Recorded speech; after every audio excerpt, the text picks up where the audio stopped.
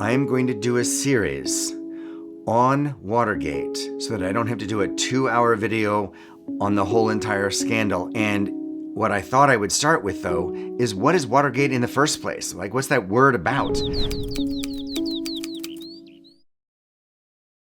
Watergate.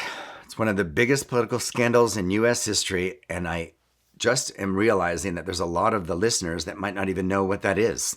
Like, what is Watergate? Why do we even use that word when we talk about the scandal? Well, Watergate was an office building in Washington, D.C. In 1972, there was an election. Richard Nixon was running against a man named McGovern.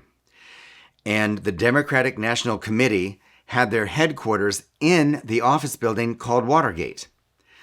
Well, Nixon and his, I'll call them henchmen. I know that's a little prejudicial, but Nixon and his henchmen decided that it was important to break into that office building, to break into the Democratic National Committee's headquarters so they could bug the phones. Because if they bugged the phones, then they could find out some of the things the Democrats were up to and they could beat them.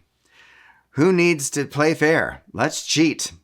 So on May 28th, 1972, May 28th, several burglars broke into the Democratic National Committee's headquarters, bugged some phones, but when they got back and they started to try to listen, they realized they didn't do a very good job. And so waiting for another opportunity, they would break in again. That took place on June 17th, 1972. That is the break-in at Watergate that everyone knows about. Lots of people don't know that there was a first attempt that was successful-ish. The burglars broke in, and this time they got caught.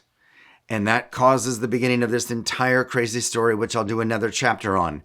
But that is at least to let you know that Watergate was an office building in Washington, D.C., where there was the Democratic National Committee's headquarters. And the Republicans decided to break into that and bug that office to get dirt or information on the Democrats.